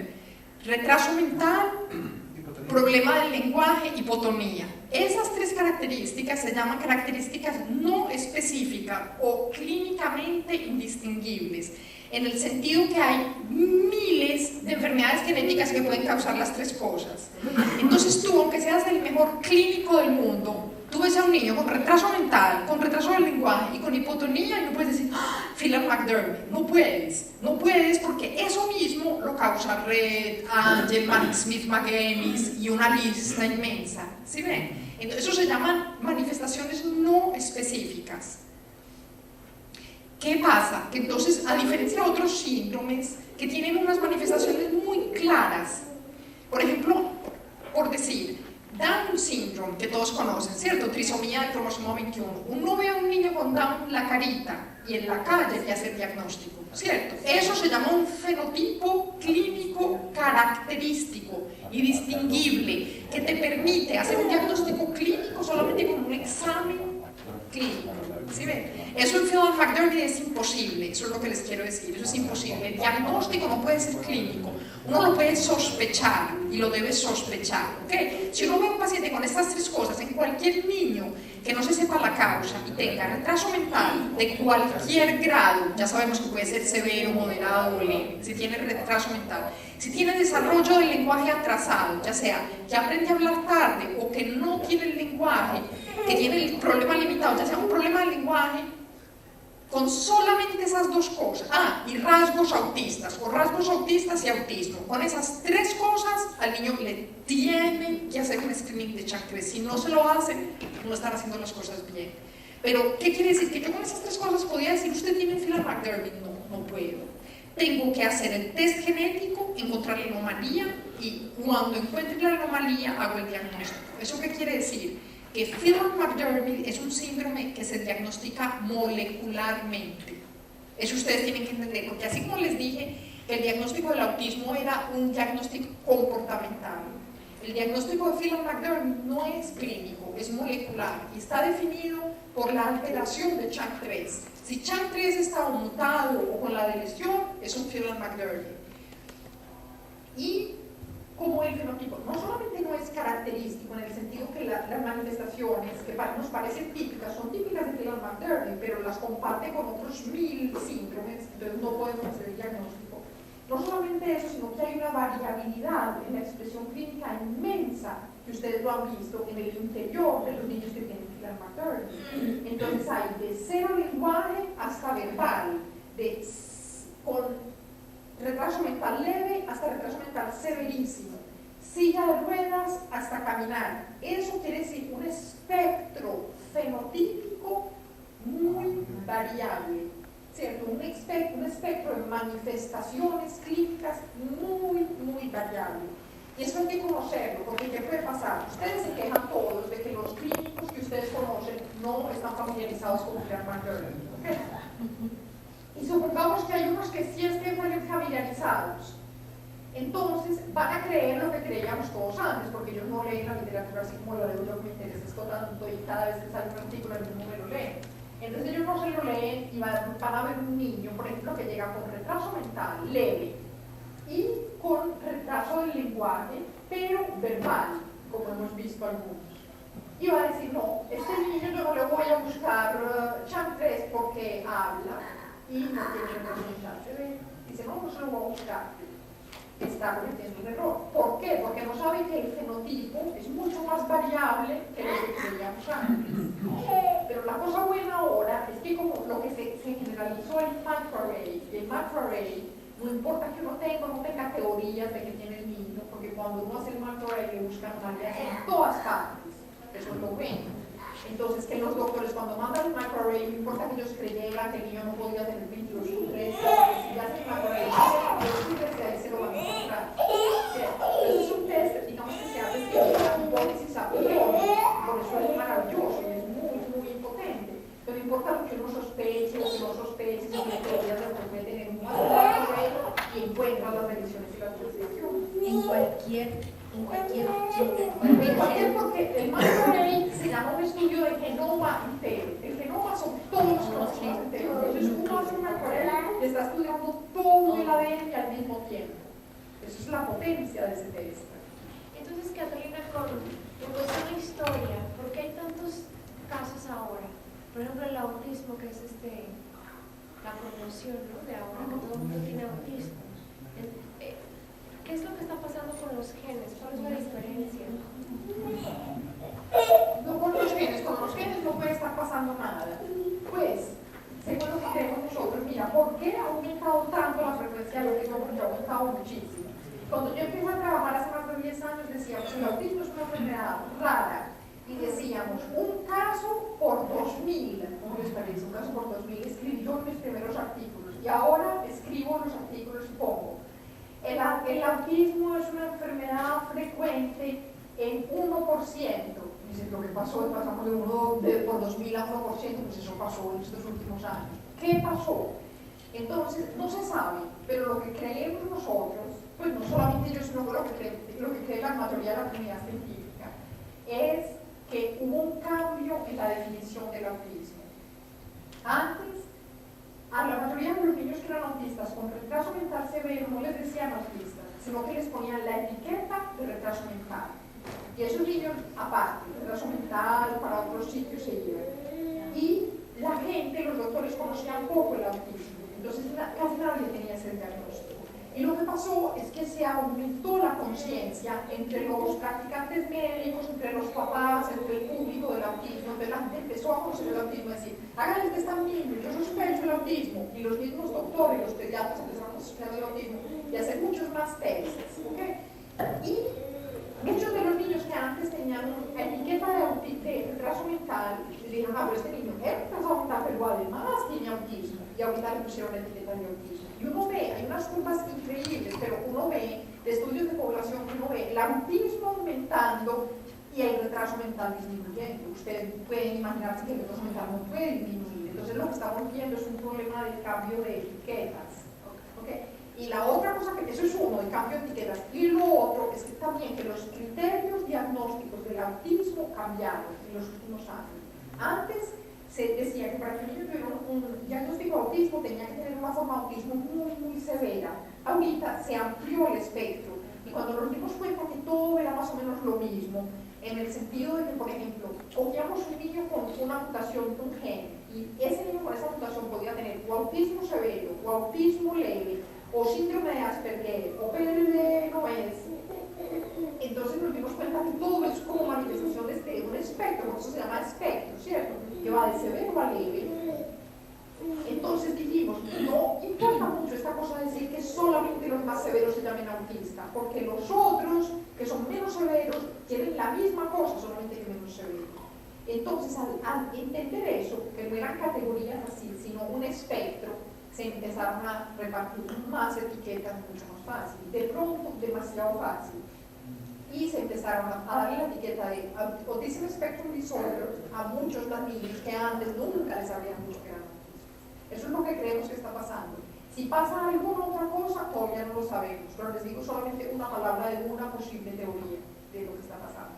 Se ha demostrado en estos últimos años que hay una relación, y esto está comprobada, entre el aumento de la edad de los papás y el aumento del riesgo del autismo. ¿Okay?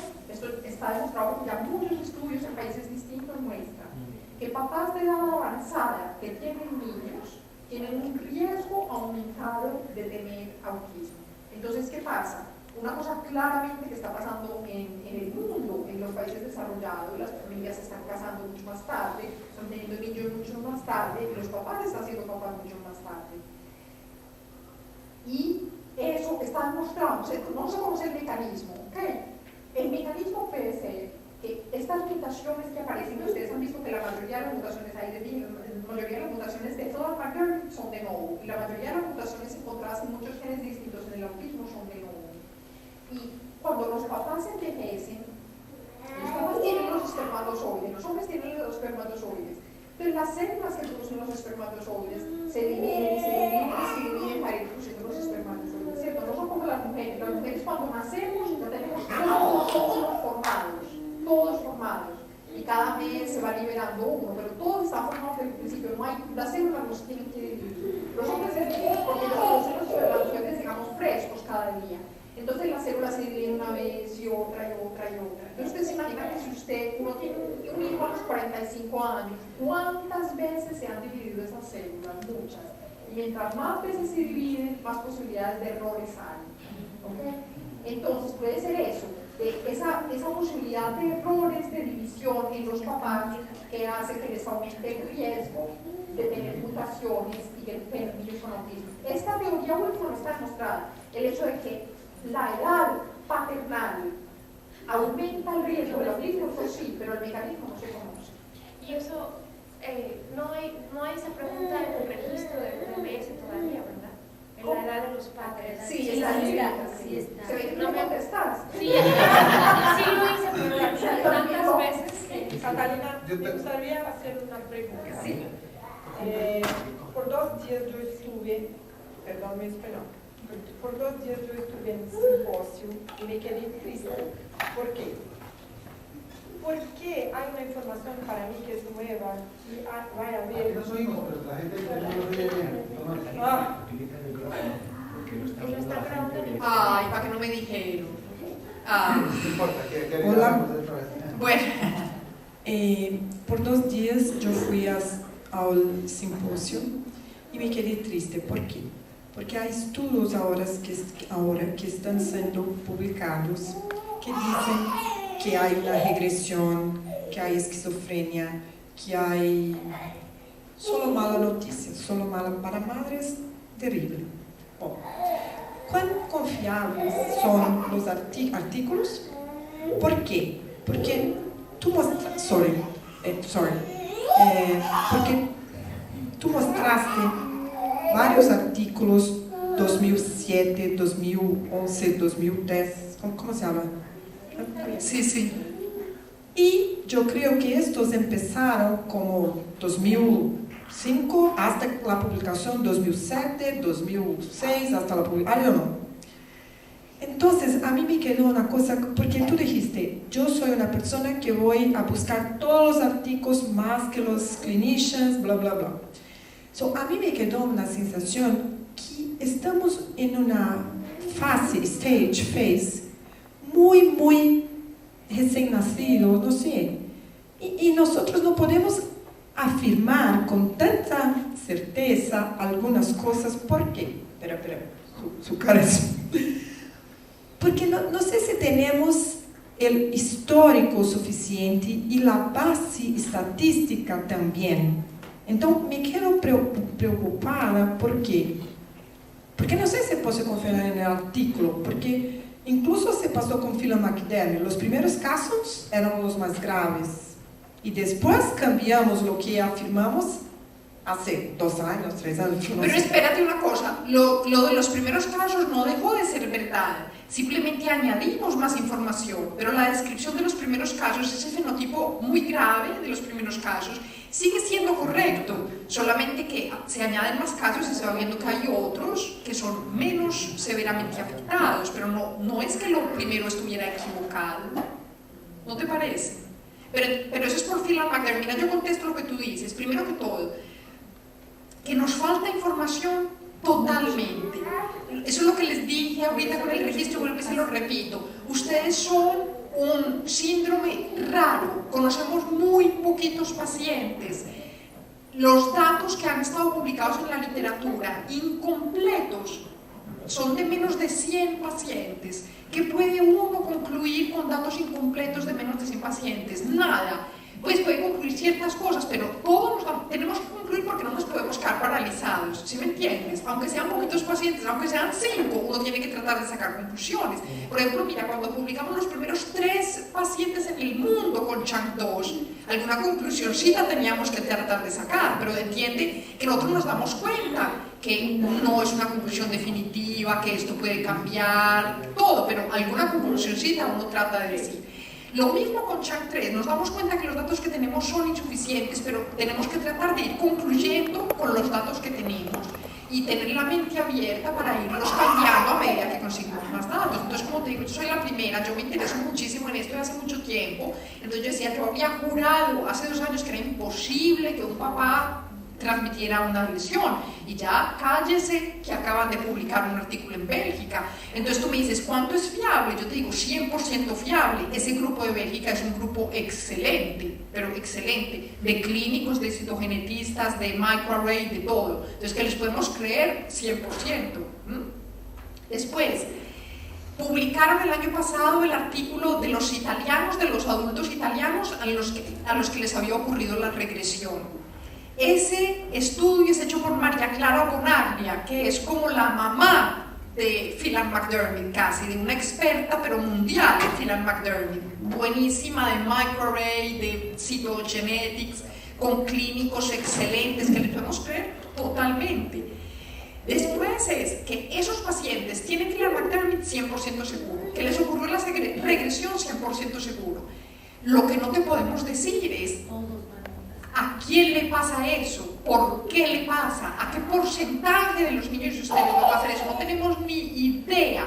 Entonces yo entiendo que tú estés triste porque te preocupas. Entiendo, y yo cuando les digo eso, a mí también me parece que es triste que yo les tenga que dar malas noticias, pero a mí me parece que uno tiene que saber las cosas, porque knowledge is power. Uno tiene que conocer para poder defenderse y actuar. Entonces no sabemos esto cuánto va a ser frecuente, pero el hecho de que hayan aparecido esos artículos que son totalmente fiables, nos faltan 1000 cosas por entender, pero ellos nos dieron la pista para decir, pónganle atención a esto. Si no hubiera habido esos artículos, no le poníamos atención a la regresión, ¿sí ves? Entonces tenemos que hacer estudios longitudinales donde sigamos la progresión de los pacientes, los tenemos que hacer, eso concluimos que era una de las cosas que más faltaban, lo tenemos que hacer, tenemos que tratar de entender. Cuando entendamos vamos a poder decir, la regresión es un fenómeno que ocurre en 5% de los pacientes y que es desencadenada por una disfunción mitocondrial debida tal y tal cosa, pues cuando ese día llegue, imagínate, por ahora no les podemos decir nada de nada. Entonces yo entiendo que tú estés triste, pero por lo menos está esa información que nos dice atención, vigilen esto, tratemos de buscar más atención. Y así, el registro que estamos haciendo es buscar pistas de cosas que tenemos que explorar, poner atención, ¿cierto? Por ejemplo, les digo otra cosa triste. Hemos visto, gracias, sí, para decirles cuál es el uso del registro, por ejemplo. En esta fundación ha habido ya varios niños, no muchos, pero ha habido varios niños que se han muerto, ¿ok? Hay muchas enfermedades genéticas que las conocemos hace mucho tiempo y se sabe que no están asociadas con una mortalidad aumentada. ¿Okay? O sea que los niños tienen los problemas que tienen, pero en general viven una vida, digamos, de una longevidad normal.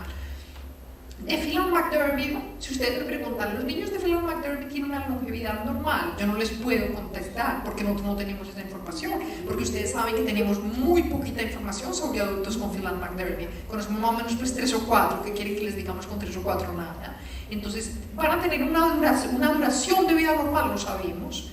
Entonces tenemos que fijarnos, pero el hecho de que ya haya habido niños que se han muerto, pues hay niños normales que se mueren, ¿cierto? Pero el hecho de que estos niños se hayan muerto y que se murieron por cosas médicas complicadas, me hizo a mí pensar, tenemos que llevar esta información, absolutamente, es súper importante. Cada niño que se muera necesitamos saber por qué se murió, qué pasó, cuáles fueron las circunstancias, y tenemos que empezar a guardar esto en un registro.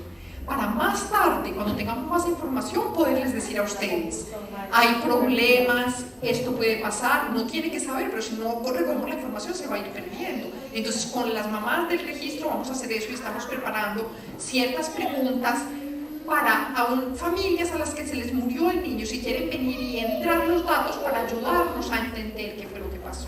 ¿Sí, Catalina, algo importante también para todos es que se me estaba diciendo Megan, que por favor todos entremos, tengamos el registro completo, lleno, que enviemos el cariotipo y el array si es posible, y que si conocemos a otras personas en español o en inglés o en portugués, cualquier otra persona que pueda, que esté en la asociación, que llene el formulario, ¿verdad? Es muy, muy importante, y vean, les digo por qué. Porque como les digo, ustedes son un síndrome raro, nosotros necesitamos, ustedes necesitan, para que podamos contestarle a todas las preguntas que ustedes están haciendo, necesitamos información clínica y genética de los pacientes. Entonces necesitamos el mayor número posible de personas que entren los datos en el registro. Entonces ustedes cada vez que encuentren una persona afectada, díganle, por favor, entre a la fundación. No tienen que hacerse miembros de la fundación, pero ojalá se hicieran miembros de la fundación. Y además, por favor, entre al registro y llenen los datos, que necesitamos esos datos. Entonces, como ya les expliqué, entendieron muy bien que de ese registro vamos a sacar muchas conclusiones clínicas que nos va a permitir responder a las preguntas. Pero otra cosa que les voy a decir también, que digamos que es una ventaja política, y es el hecho de que ustedes son un síndrome raro. Entonces, cuando hay investigadores que quieren trabajar sobre Phelan-McDermid y le piden plata al gobierno, les contestan no, porque eso es un síndrome muy raro que afecta a muy poquitas personas. Eso pasa. Entonces, si ustedes no quieren que eso pase, es una cosa primordial demostrar que ustedes no son un síndrome tan raro.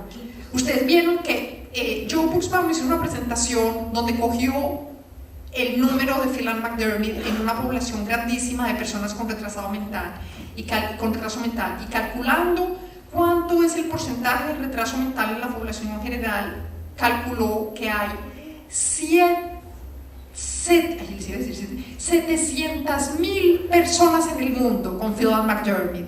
¿Cuántas están registradas? 400. No, En el registro. Según el dato que tiene que presentó. Pacientes, ¿cuántos pacientes? No, esa es la fundación, es distinto. Es que la fundación es una cosa y el registro es otra. En la fundación hay 800. 800 personas según los datos que nos presentó Zoom. Exacto, sí. Es que ya estamos en la fundación, es distinto, ¿cierto? Ser miembro de la fundación es distinto a ir al registro a entrar los datos. Entonces en el registro hay 410 pacientes. ¿Cuántos? 700.000. En el registro 410, pero lo que les dije es que este cálculo de cuántos pacientes hay en el mundo con Phelan-McDermid, calculado 700.000, y cuántos se conocen, 800, para que vean. Catalina, pregunta cortita. Sí. De los dos niñitos que murieron, quedamos pegados todos con eso. ¿Se sabía la elección que tenían ellos? Si era muy grande, si era... En los que yo te mostré que eran de la corte, nosotros acuérdate que era mutación. No, pero los que murieron después porque tuvieron la regresión. Pero es que de eso te estoy hablando, esos fueron los que les pasó. Eso fue la familia que le encontramos nosotros a los niños con autismo y tenían la mutación de CHANK3. No era de lesión, era mutación de CHANK3. Espérate un segundo. Y los otros italianos que se murieron, ellos tenían de lesión. Y la de lesión no era particularmente grande, o sea que no es la talla de lesión la que explica esto. Entonces, mira, si uno tuviera solamente los datos de los italianos que explican la regresión, que describen la regresión y que todos son con lesión, uno podría decir, yo no sé cuál es el gen implicado, ¿cierto? Porque hay muchos genes que faltan y tienen esa regresión. De pronto no es CHANK3, de pronto es otro de los otros genes. Pero ¿qué pasa? Que los hermanos de la familia de París que nosotros describimos no tenían una lesión, sino una mutación de CHANK3 y tenían una regresión típica neurológica igualita a la de los otros. Entonces, ¿qué quiere decir eso? Que es CHANK3 el gen responsable de esa regresión. ¿Sí ves? Necesitamos más casos, pero para mí eso es lo que quiere decir. No estoy casi segura, pero me doy cuenta que necesito más datos para poderlo afirmar. Pero me parece que eso demuestra que es CHANK3 el que está haciendo esa regresión. ¿A cuántos les pasa? No sabemos. Es que, como te digo, tenemos tan poquitos pacientes adultos. Sabemos que no les pasa a todos, porque aquí hay unos que no les ha pasado. Y pregunta 2. Sí. ¿Un niño que le falta el CHANK3 o parte del CHANK3, también le puede faltar CHANK2? ¿O es muy mala suerte? No le puede pasar CHANK2 porque es en otra red. Le podría, hipotéticamente, sería la persona más desafortunada en el planeta. Porque CHANK2 es rarísimo y CHANK3 también. Entonces, que te vayan a faltar las dos cosas, no me digas. Además, en el array le saldría también. ¿Cómo? En el array le saldría la... Le saldría, claro. Y todos lo sabríamos. Exacto. ¿Alguna otra pregunta que tienen por acá? No, ya ¿Puedo hacerles una no sé qué pregunta? es SHANK1. what is chunk 2? Because chunk 2, chunk 2 es el 11. ¿Y chunk 1? Chunk 1. No, se me olvidó en qué cromosoma está, pero les digo, este año apareció un artículo implicando a Chunk 1 también en el autismo. Entonces fue una familia de Canadá, el grupo de Canadá, el mismo que replicó los resultados de nosotros, es un grupo muy bueno de genética, y ellos describieron una familia de niños que tienen de lesión de Chunk 1, pero ¿qué pasa en esa familia? Que el abuelo la tenía, y el abuelo era normal, pero digamos que le gustaba mucho coleccionar estampillas, entonces le pusieron el diagnóstico de autista. Pero ya estaba muerto el pobre, pero le pusieron el diagnóstico para que les cuadrara la historia. Después se la transmitió a la hija normal. La hija tuvo 2 hijos con la de lesión, con autismo y retraso mental. Pero también tuvo una hijita con la de lesión y la hijita normal. Entonces estos se inventaron que era una lesión que se manifestaba si uno era hombre. ¿Se entiende? Porque el abuelo dice que tenía autismo, pero lo único que pudieron saber era que le gustaba coleccionar estampillas. Eso pues no es para que uno le diagnostiquen quién sabe qué. La mamá normal, la hermanita normal y los otros 3, entonces eso puede ser que se pero muy raro porque esto no es el cromosoma X, es rarísimo eso. Entonces yo, ¿qué digo de Chunk 1? Variante de significación clínica desconocida y no saco ninguna conclusión de Chunk 1. Entonces, por decir, sería recomendable que por nosotros, hasta donde sabemos ahorita, Natalie, es de lesión de novo. A nosotros nos sacaron la sangre los 2 y nos dijeron que no, que nosotros estábamos bien. Pero tengo mi hijo de 13. Yo pregunté ese día al genetista que quería hacerle el test a mi niño y dijo, no, es que como ustedes no son portadores, tu hijo no tiene. Le dije, los hijos de mi hijo, no, pero aquí estamos viendo que no está nada decidido. Entonces, ¿recomiendas, por ejemplo, ahorita nosotros que toda la familia se haga? No, espérate, ¿cómo así que no está nada decidido? Las cosas sí están decididas, pues hay cosas que no sabemos. Como si viene de nuevo, que nosotros no lo tenemos, ella lo tiene. Mi hijo no lo tiene, sus niños lo pueden tener. O como dices, después de tener a los que tenían el autismo, hicieron toda la familia y resulta que los de ADHD también lo tenían. O que cualquier cosita, por decir, mi hijo tiene el IQ elevado, y porque es elevado, el IQ de mi hijo tiene característica es ongoing. Eso también lo puedes decir que es ADHD, entonces, pero espérate, te digo una cosa. Sí, pero las cosas no son tan complicadas como parecen. Lo que te dijeron a ti es exactamente como hay que hacer. Uno encuentra la lesión en el niño y tiene que hacerle el test a los papás. Todos los papás tienen que decir, yo quiero que me hagan el test, yo quiero saber si no es de nuevo. Le tienen que enloquecer a los genetistas hasta que les hagan el test. A ti te lo hicieron y digo que es de nuevo. Quiere decir que tú no tienes, la única forma que tú podrías transmitir algo a otro hijo es si tuvieras tenido una translocación, una inversión. ¿Sí ves que les expliqué? Y ese sale en el FISH. Sí, exactamente. Entonces quiere decir